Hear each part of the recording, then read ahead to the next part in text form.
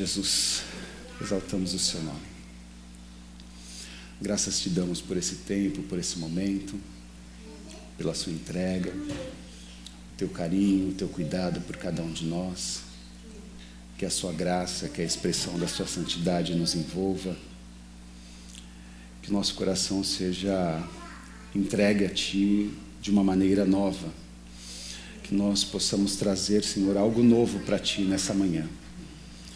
Que seja a partir, como aconteceu na expressão das canções, na adoração, nos afetos, de cada abraço, de cada encontro e reencontro. Que o Senhor possa nos envolver nesse tempo. Esse é o nosso pedido com um agradecimento, em nome do Senhor Jesus. Amém. Amém. Glória a Deus.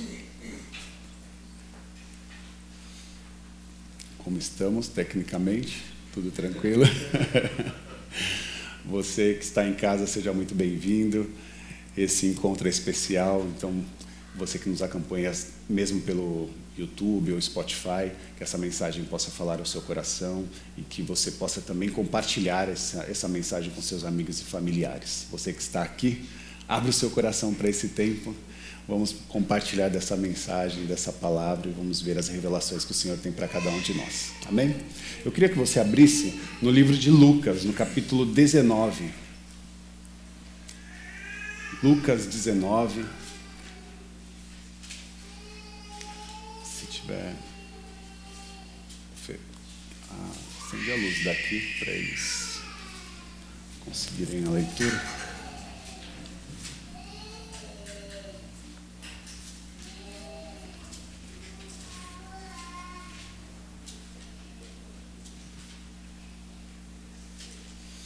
Lucas, capítulo 19, é o texto que nós estamos refletindo nessas últimas semanas. Conta a história do Zaqueu, um republicano. Nós vamos ler a partir do verso 1. Todos acharam? Lucas 19, 1 diz assim: Jesus entrou em Jericó e atravessava a cidade. Havia ali um homem rico chamado Zaqueu, chefe dos publicanos. Ele queria ver quem era Jesus, mas sendo de pequena estatura, não o conseguia, por causa da multidão. Assim, correu adiante e subiu numa figueira brava, para vê-lo, pois Jesus ia passar por ali. Quando Jesus chegou àquele lugar, olhou para cima e disse: Zaqueu, desça depressa, quero ficar em sua casa hoje. Então, ele desceu rapidamente e o recebeu com alegria. Versículo 7. Todo o povo viu isso e começou a se queixar. Ele se hospedou na casa de um pecador.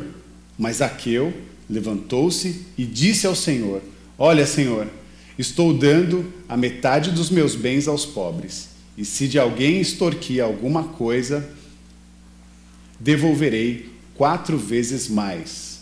E Jesus lhe disse: Hoje houve salvação nessa casa, porque esse homem também é filho de Abraão, pois o Filho do Homem veio buscar e salvar o que estava perdido.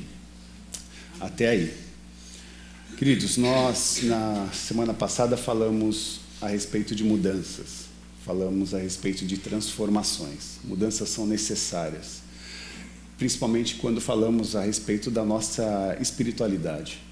Não é possível caminhar com Jesus sem passar por transformações, por experiências de transformações. Não é possível caminhar com Jesus sem passar por experiências de mudanças em nossas vidas.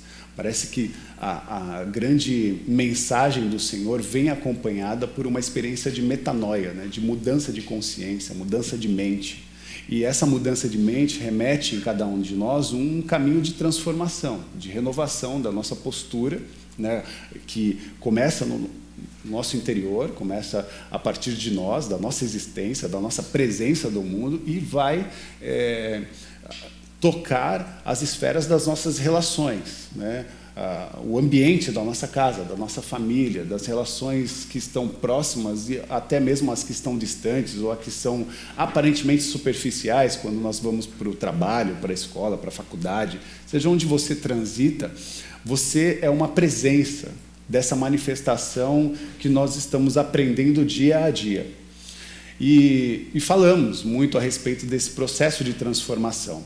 Mas no verso 5 desse texto, algo me chama a atenção, que é a forma como Jesus se posiciona diante de Zaqueu. Jesus, no verso 5, diz assim: Zaqueu, desce depressa, porque hoje eu quero pousar, hoje eu quero me hospedar, hoje eu quero ficar em sua casa.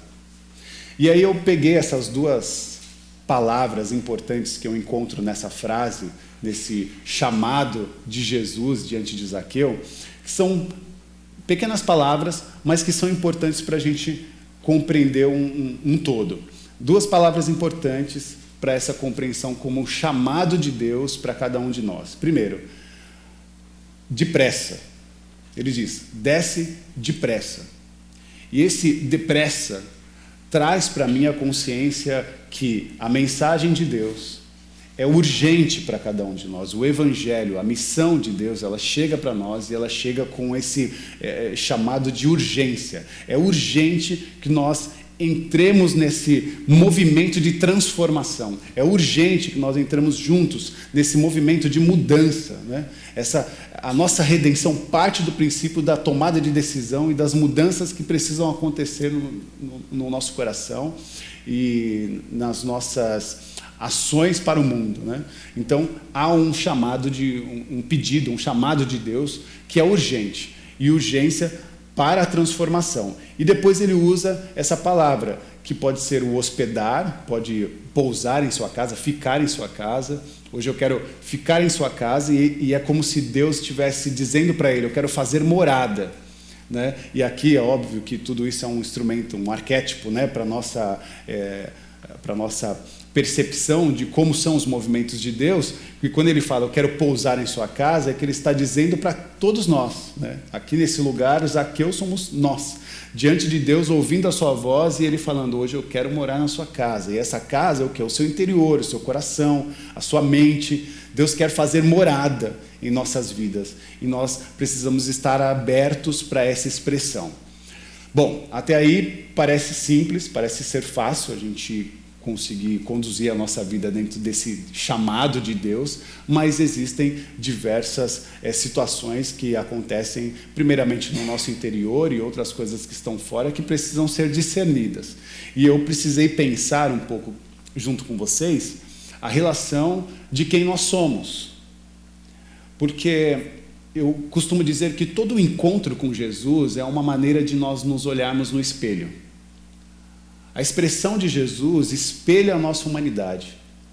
Se outrora nós estávamos, como conversamos na semana passada, né, naquele lugar de Lacan, né, onde Lacan vai dizer que uma criança, sendo amamentada, olha para sua mãe e vê a sua mãe como um espelho. Ela está naquele estado de observação. E esse processo de observação, ele pode ser constitutivo para aquela criança, porque até então ela se vê né? Ela se vê como parte daquela mãe, mas no período, e Lacan vai dizer que isso vai ser de 6 meses até 2 anos de idade, a criança começa a passar pelo processo de individuação, ela começa a se perceber como gente, como uma outra parte, com um outro tipo de ser. Ela vai meio que, o desmame, né? Se desconectando da mãe, se percebendo que ela também é como a mãe é uma, né? Então esse processo de constituição da nossa humanidade também acontece na nossa relação com o Eterno. E dentro dessa nossa percepção, vamos perceber que somos seres contraditórios. Vivemos uma humanidade extremamente ambígua, né? E a ambiguidade, quando nós lemos, falamos a respeito, a tradução, né, da ambiguidade do grego para o português, vai dizer que nós temos um duplo sentido em nosso coração, em nossas atitudes. Nós somos seres, né, quase com dupla identidade, porque habita dentro de nós a bondade, mas também habita dentro de nós a maldade. Habita em nós a beleza, mas o horror também pode acontecer. Habita dentro de nós a justiça de Deus, mas nós podemos ser injustos.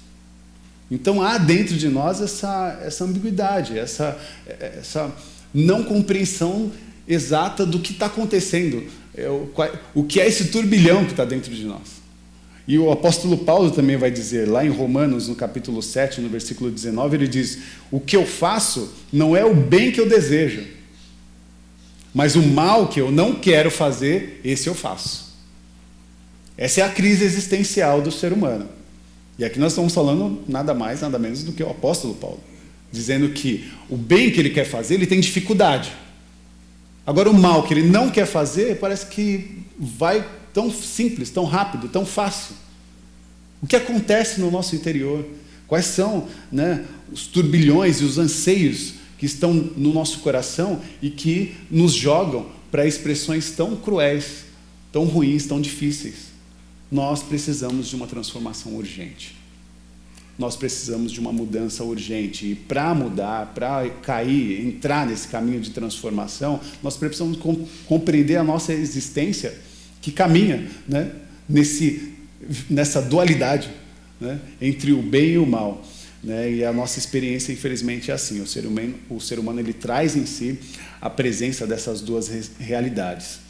Então, nós conseguimos sim fazer o que é bom, o que é justo, o que é belo, mas temos sim o potencial de fazer maldade, fazer coisas horríveis e praticar certas injustiças. Há algumas pessoas que vão dizer que nós somos seres caídos. Há algumas pessoas que vão dizer que nós somos seres depravados. E eu não faço coro com essa corrente. Porque, na verdade, eu prefiro compartilhar com esse tipo de ideia, entendendo que a nossa humanidade tem essa ambiguidade, que nós somos essa mistura da beleza e do horror. Nós somos, sim, essa mistura do bom e do mal, do justo e do injusto. Nós temos a possibilidade de fazer as coisas mais lindas e, ao mesmo tempo, tomar as decisões mais imbecis. Isso é a gente. Esse é o ser humano. E, diante disso, nós temos até exemplos muito claros na Bíblia Sagrada. Por exemplo, o rei Davi. O rei Davi, no auge da sua maturidade, rei de Israel, um grande compositor, um poeta, que a Bíblia relata que ele é o homem segundo o coração de Deus, que pronunciava as suas poesias, que tinha uma capacidade extrema administrativa, mas que, num momento de ápice, como um rei de Israel, ele acabou cedendo para o mal que habitava dentro dele. E ele foi o quê? Ele foi um homicida. Mais, praticou um homicídio, praticou um adultério, fora a rede de mentira que foi criada naquele ambiente. Estamos falando de Davi. Então, por que eu uso esses exemplos como de Paulo, do apóstolo Paulo? Por que eu uso o exemplo de Davi? Para mostrar para vocês que essas grandes pessoas, esses grandes personagens bíblicos, têm pé de barro, têm as suas fragilidades, vivem também as suas ambiguidades, as suas dificuldades. A gente tem costume de olhar o outro, e se ele estiver numa posição assim, social, maior do que a nossa, a gente atribui valores e coloca essas pessoas num pedestal como se elas fossem, dignas de uma grande santidade, de uma grande posição assim, social. Mas, na verdade, todos nós estamos no mesmo lugar e temos esse potencial de praticar, de produzir beleza, mas também temos o potencial de fazer grandes maldades. E, por isso, esses personagens são importantes para a gente compreender isso. Então, somos ambíguos e precisamos analisar muito quais são os nossos maus hábitos. Porque, se já não nos bastasse essa dualidade do ser, nós ainda precisamos aprender muito a respeito das coisas que praticamos e que achamos que são boas, mas não são. Por isso que eu digo que são maus hábitos, porque esses hábitos, eles entram no nosso coração, e a gente começa a fazer algumas atividades para alimentar esses hábitos. a chegar ao ponto da gente não conseguir ter mais a sensibilidade das práticas que estamos fazendo, que são ruins. Eu não sei se você já se relacionou, já conversou com alguma pessoa que faz coisas horríveis e parece que ela não percebe a maldade que ela está produzindo.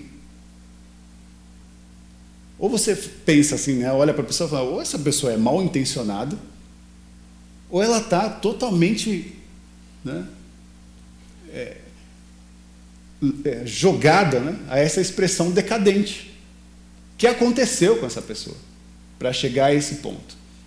O que aconteceu com essa pessoa pode acontecer conosco, se nós não nos atentarmos com os nossos hábitos, especialmente aqueles que degradam a nossa humanidade. Quais são os hábitos que degradam a nossa humanidade? A nossa incapacidade de perceber, primeiro, a nós mesmos. A gente olha no espelho, a gente nem se ama mais. A gente se olha no espelho, a gente até tem dificuldade de se amar, de se elogiar. Numa sociedade como a nossa, de tantos filtros, né, a gente sempre está buscando um outro filtro. Um filtro para maquiar as nossas chamadas imperfeições. Imperfeições essas que a gente coloca em nós mesmos. E que muitas vezes não são. A gente se vê como imperfeito, porque o nosso olhar talvez precisa ser um pouco mais equilibrado, sensibilizado, entendendo que as nossas diferenças também são importantes e parte, né, de um ser único que somos. Então isso precisa ser respeitado, né? Esses maus hábitos, né, algumas ações elas fazem a gente, elas entram no nosso coração e a gente repete tanto esses maus hábitos que a gente coloca isso quase como uma atividade comum. E de repente você conversa, desculpe se você tem esse hábito, eu sou uma pessoa que não gosta de palavrão. E eu tenho dificuldade de estar num ambiente em que as pessoas estão só falando, só se relacionam assim. Eu tenho essa dificuldade. E por que eu tenho essa dificuldade? Porque eu era um garoto que falava, era muito boca suja. E eu lembro que na rua era aquela maluquice. Era o dialeto da rua. Só que quando eu chegava em casa, os meus pais, né, reprovavam essa atitude e em casa não falava um palavrão. E a primeira vez que eu raciocinei, ainda novo, ainda adolescente, foi quando eu percebi que como eu consigo, do portão para fora, ter uma boca tão suja, e quando do portão para dentro estou, consigo equilibrar e não soltar nenhum palavrão dentro de casa. Espera aí, então a minha consciência tem capacidade também de não fazer não repetir esse gesto lá fora. E eu comecei ainda novo fazendo esse exercício e consegui, entre os meus pares, evitar, né, ser seduzido por aquele movimento que era comum na rua. Né? E a gente compreende que é alvo do nosso cotidiano, é do nosso dia a dia.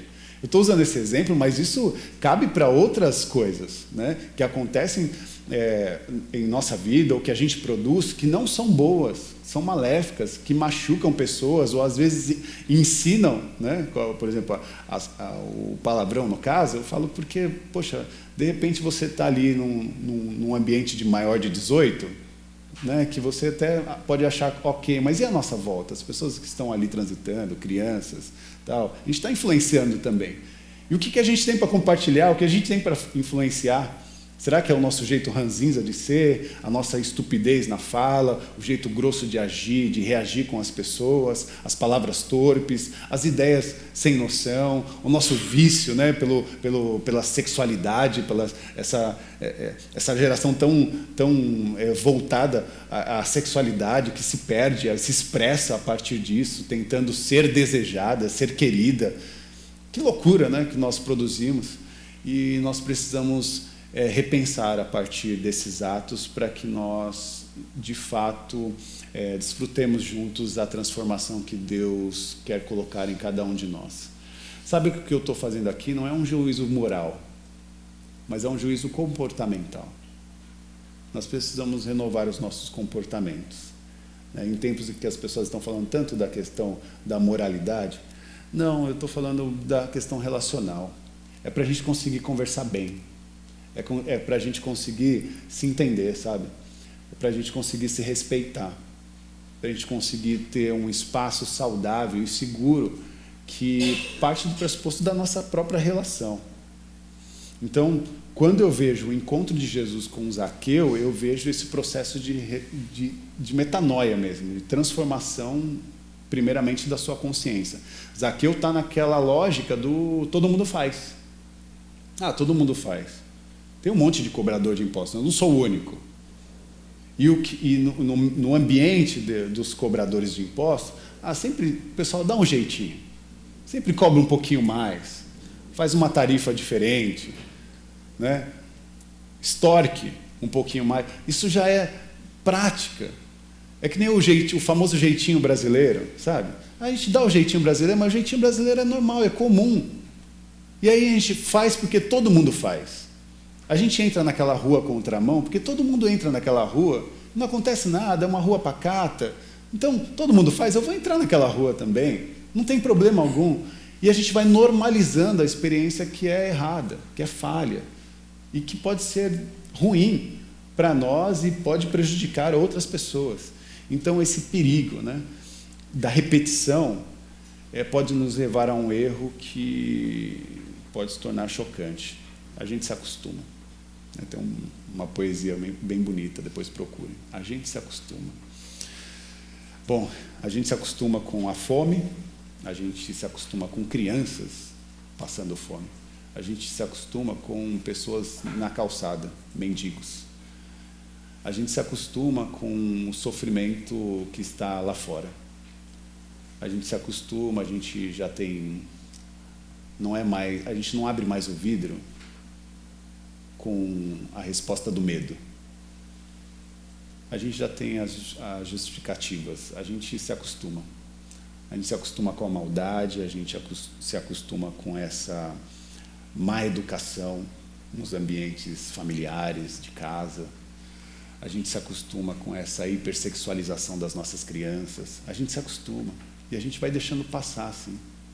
Vai fazendo, né, consenso com essas ideias que nem sempre são positivas. Na verdade, a maioria delas não são. E a gente precisa tomar cuidado para não normalizar as experiências negativas do nosso cotidiano. Não é normal, meus irmãos. Eu não sei o que você pensa a respeito disso, mas há muitas coisas que estão postas diante de nós que não são normais. Não são normais. Isso que eu estou falando de coisas muito ainda pequenas nas nossas relações.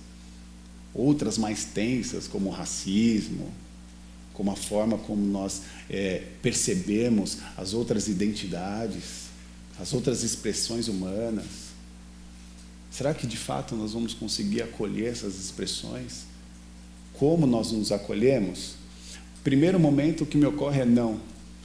Porque se a gente não consegue nem se respeitar, como que a gente vai respeitar o próximo? Por isso que nós temos esse lema, né? Ame a Deus e ame as pessoas. Porque antes de amar alguém, você vai precisar amar a Deus. Para que o amor de Deus seja o espelho para a nossa humanidade. Entende? O espelhamento. A gente precisa entender o que é o amor de Deus. A grandeza, a grandiosidade do amor de Deus, para que a gente possa amar o próximo. E aí, por último, meus irmãos, eu preciso relatar esse encontro. O encontro de Jesus com Zaqueu, ele produz algo. Primeiro, o reconhecimento. Zaqueu fica constrangido, porque é lá no alto daquela figueira brava, ele olha para Jesus e vê a expressão de Jesus acontecendo no meio daquele povo, daquelas pessoas, de uma forma tão intensa. A generosidade, o amor, a beleza dos encontros, dos papos, das conversas, o toque do milagre, a transformação que acontecia na vida daquelas pessoas, a resposta que ele dava para as pessoas que vinham até ele, pedindo uma ajuda, pedindo uma clareza na consciência, e Jesus fazendo aquele movimento, e Zaqueu analisando tudo aquilo, e ele sendo uma pessoa quista, né? As pessoas querem estar perto de Jesus. E de repente Zaqueu era o malquisto, as pessoas não querem estar comigo, porque eu sou um cobrador de impostos, e torna a dizer, ninguém gosta de receber, né, o cobrador. O cobrador, quando chega, a gente, lá vem, né? Mais um dia, de novo essa pessoa. Então era Zaqueu. E pior do que ser um cobrador de impostos, ele era judeu. E os impostos que ele cobrava era para Roma. Ou seja, era um judeu cobrando impostos do seu próprio povo e levando todo aquele bem para Roma, privatizando os nossos bens. Que loucura! Olha que ponto que chegamos. E aí Zaqueu, dentro daquela expressão, olha para Jesus e constrangido fala: eu não quero mais ficar nesse lugar, eu não quero mais viver essa experiência. E é a partir desse encontro que Jesus fita os olhos e diz: Zaqueu, desce depressa. Urgência. Se você quer transformação, é agora. Não deixe para amanhã o que você pode fazer hoje. Se você quer uma transformação para a sua vida, ela é urgente. A transformação precisa acontecer agora, porque os seus pares estão carentes do seu acolhimento, da sua expressão de amor, do seu respeito. Desce depressa. E ele faz isso, ele desce depressa, ele responde o chamado de Jesus. Por isso, eu estendo esse chamado de Jesus para todos nós. É um Cristo olhando para nós e dizendo: desce depressa. Desce do pedestal que você construiu, dessa pirâmide social que você se colocou e que você já não consegue mais acessar, as humanidades que sofrem, que são prejudicadas, ou que muitas vezes estão servindo como plataforma para o lugar onde você está. Então desce depressa, desce desse lugar que você construiu e venha se relacionar no horizonte das relações que Jesus apresenta para cada um de nós. A nossa relação, ela não é feita de uma forma piramidal. Nós não estamos falando com as pessoas de cima para baixo ou de baixo para cima. A minha pastoral, a liderança, ela não pode ser construída como o Rafa lá em cima e vocês, né? São os seguidores de Jesus que estão como uma subcategoria da proximidade de Deus. Não existe isso, meus irmãos. Nós todos estamos no mesmo horizonte, construindo uma relação com Deus que está aqui no meio de nós. Então, desce depressa. Desce depressa para que esse encontro seja percebido não só a partir do relacionamento que está sendo construído entre eu e você, a partir de um olhar, mas as pessoas precisam perceber isso. E quando Zaqueu chega ali na frente de Jesus, acho que ele desce da árvore assim, e atendendo o pedido de Jesus, as pessoas começam a dizer: como assim? Tanta casa para Jesus, né? E dormir, se hospedar? Logo desse aí, será que Jesus sabe quem ele é? Jesus vai se hospedar na casa de um pecador? É sério isso? E a outra coisa que a gente tem muita dificuldade, né?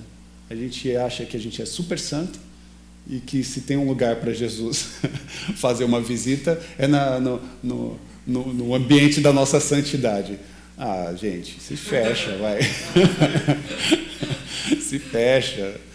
A gente não está com essa bola toda, não. A gente precisa se transformar, a nossa transformação é diária, ela acontece a partir também dessa relação com Deus, ou seja, Deus está olhando para nós, está vendo a nossa condição. E Ele não nos rejeita, pelo contrário, Ele fala: desce depressa, porque eu quero fazer morada no teu coração. Quero fazer morada, quero de fato, vivenciar uma experiência, uma jornada, né, ao seu lado. É isso que Deus quer e promove para cada um de nós, né?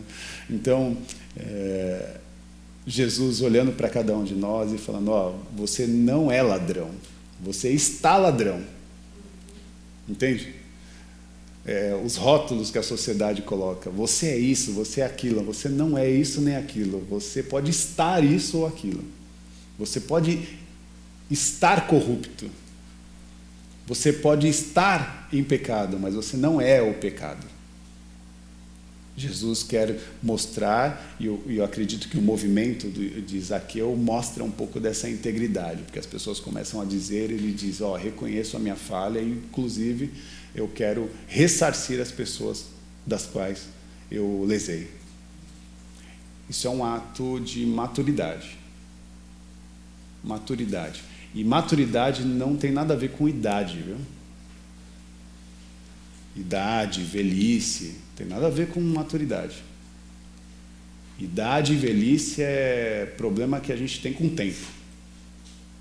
Maturidade é uma coisa que é construída a partir de um reconhecimento e manifestação das nossas decisões. Uma pessoa madura é que tem a capacidade de tomar decisão para a vida, a partir daquilo que precisa ser mudado. E é o que Zaqueu estava fazendo, tomando uma decisão. A partir de hoje, eu não serei mais essa pessoa. A partir de hoje, eu quero eu reconheço a minha falha e tomo uma decisão, que é ressarcir aqueles que eu lesei, para que eu possa ser uma nova humanidade no meio dos meus e ser reconhecido como um deles, porque até então eu era só quase um cidadão romano. Não, mas eu sou judeu e eu quero ser acolhido pela minha comunidade. Então, essa percepção e essa tomada de decisão mostra muita maturidade, e a gente precisa tomar decisão na vida. Gente que não toma decisão, né? Gente que deixa a vida levar. E os roqueiros, let it be, let it be, let it be. Vai deixando assim, vai. Deixa a vida te levar para você ver. A gente não tem muita oportunidade não, viu, gente? Ou a gente toma uma decisão, ou a gente faz uma retomada, ou a vida vai tomar decisão por nós.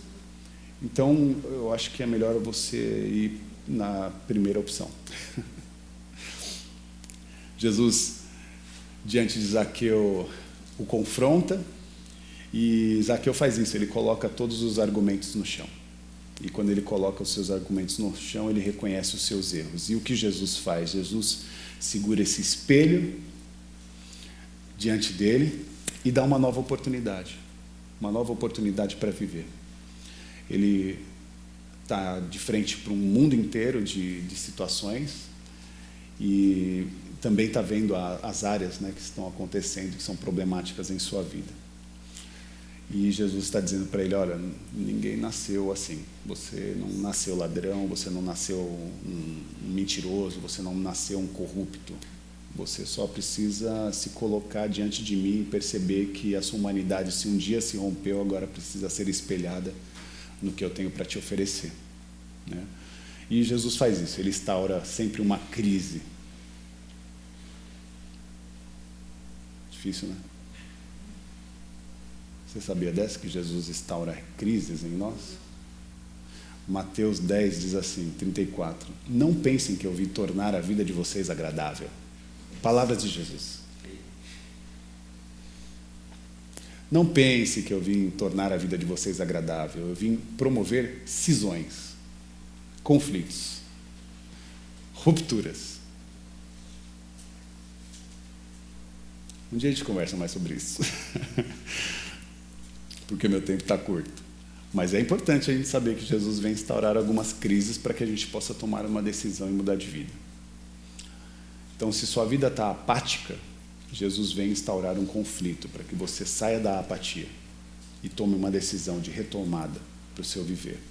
Libertação. Libertação é o que Jesus promove para cada um de nós. Tudo isso para que nós possamos compreender que nós temos um lugar em Deus. Ou um lugar para Deus. Porque Ele quer fazer morada em nós. E mais do que fazer morada em nós, Ele quer promover uma grande festa. Ele diz, eu estou à porta e bato. Se você abrir, eu entrarei e farei uma grande festa. Cearei contigo.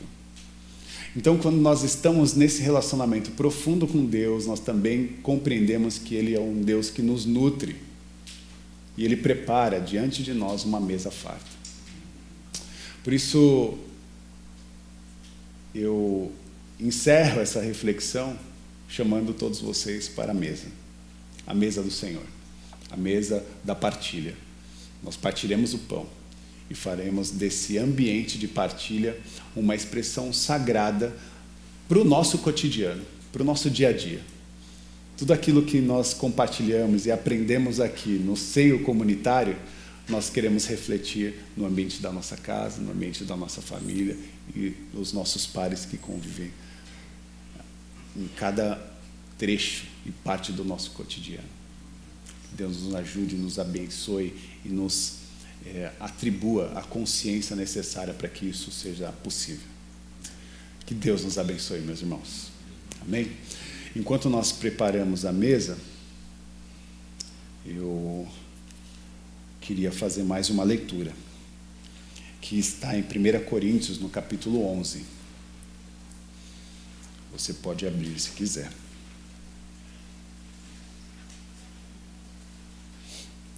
Porque assim como Jesus abre a consciência de Zaqueu, está abrindo a nossa consciência. E essa nossa consciência para novas possibilidades. A possibilidade da beleza, a possibilidade da bondade e a possibilidade de atribuir a justiça de Deus onde nós colocarmos a planta dos nossos pés. Essa é uma promessa de Deus para nós. Em 1 Coríntios 11, no versículo 23, há uma fala do apóstolo Paulo que remete ao momento em que Jesus fez a última ceia com os seus discípulos.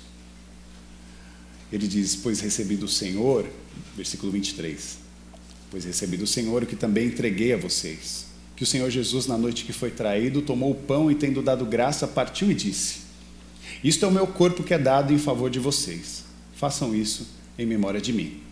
Da mesma forma, depois de cear, ele tomou o cálice e disse: esse cálice é a nova aliança no meu sangue, façam isso sempre que beberem em memória de mim, porque sempre que comerem desse pão e beberem desse cálice, vocês anunciam a morte do Senhor até que ele venha. Você nesse momento vai receber o pão e o cálice. Eu peço para que você pegue o pão e o cálice e não coma e nem beba até que todos se sirvam, para que nós possamos fazer esse ato juntamente, tá bom? Esse é o cálice da nova aliança e esse é o corpo de Cristo que foi partido por cada um de nós. Vamos celebrar a ceia.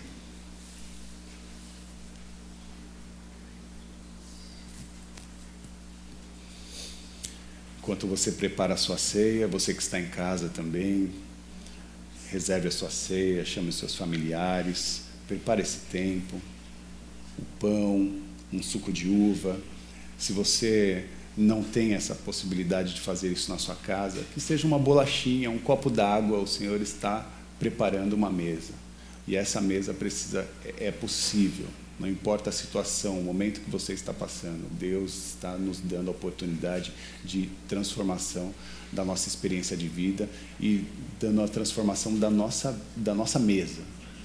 Faça parte desse tempo, desse momento. Louvado seja o nome do Senhor.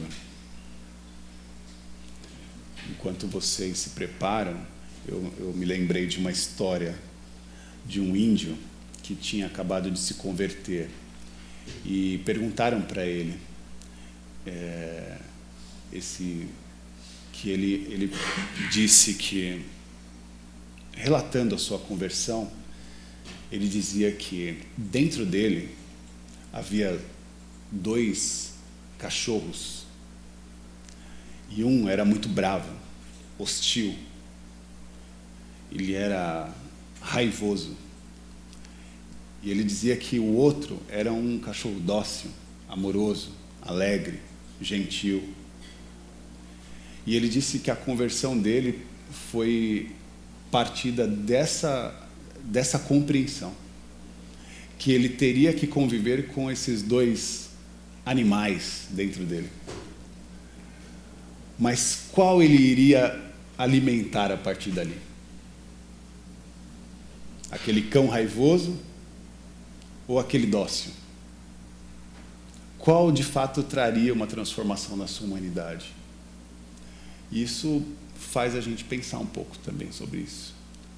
O que a gente vai alimentar no coração? O que a gente vai alimentar para a nossa vida? Qual é o alimento que a gente vai levar para o nosso cotidiano? A mesa é essa forma da gente compreender também que o alimento que nós estamos compartilhando nesse momento é um alimento transformador para a nossa humanidade. O pão é a expressão sagrada do corpo de Cristo que foi partido por cada um de nós. Por isso, toda vez que você pega um pão, nós trazemos à memória o sacrifício e a entrega de um Deus que morreu por cada um de nós. Embora nós não éramos merecedores, Deus nos fez merecedores. Por isso que você pode agora, em oração, dizer para o Senhor: Senhor, você não pode mais dizer assim: Senhor, eu não mereço. Não, você tem que dizer: eu mereço, porque o Senhor te fez merecedora, merecedor disso. Porque Ele se entregou, e dizer que não merece é recusar a entrega, o amor que Ele fez, que Ele colocou para cada um de nós. Então não recuse, mas adore ao Senhor pela graça que Ele imputou sobre cada um de nós. A beleza de nós estarmos vivos e unidos aqui é porque o Senhor nos deu essa oportunidade. Por isso celebramos a vida na entrega e na morte de Jesus. Por isso, coma o pão em memória de Cristo Jesus, o nosso Senhor. Pode comer.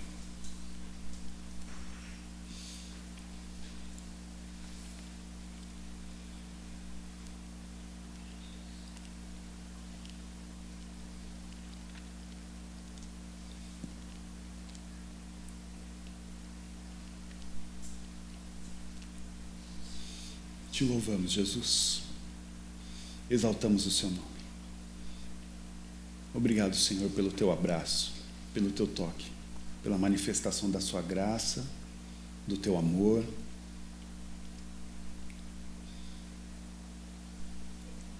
Esse é o alimento, Jesus. Alimento para a nossa humanidade, para a nossa vida, que nós queremos levar como expressão adiante. Por isso somos gratos, Pai, por cada dia nos dar o alimento, o bom alimento, o alimento que nos leva para a vida viva que o Senhor nos apresentou e nos deu. Obrigado, Jesus. Obrigado, Senhor. Graças te damos. Agradeça ao Senhor, louve ao Senhor nesse momento. Exalte o nome do Senhor, com alegria, Senhor, dessa partilha, a alegria da sua santidade, que está no meio de nós. Se faça morada. Vem, Senhor, morar em nós. Jesus, obrigado. Aleluia, aleluia, aleluia, aleluia. De forma semelhante, depois de comer o pão, Jesus pegou o cálice e disse: esse cálice é a nova aliança no meu sangue. E aqui nós temos uma substância natural que passa a ser a representação do sangue de Jesus. E esse sangue de Jesus é o brinde da vida. Porque o sangue do Cordeiro derramado não só cobriu os nossos pecados, mas ele é o Cordeiro de Deus que tirou o pecado do mundo. Ele nos tirou do lamaçal do pecado, desse ser que alguns vão dizer, esse ser caído. Não, nós fomos redimidos graças ao seu amor e à sua entrega. Por isso, quando tomamos o vinho, celebramos a vida de Deus em cada um de nós. Um brinde à vida, meus irmãos. Um brinde ao amor de Cristo por cada um de nós. Beba em celebração ao Senhor nesse momento. Obrigado, Jesus.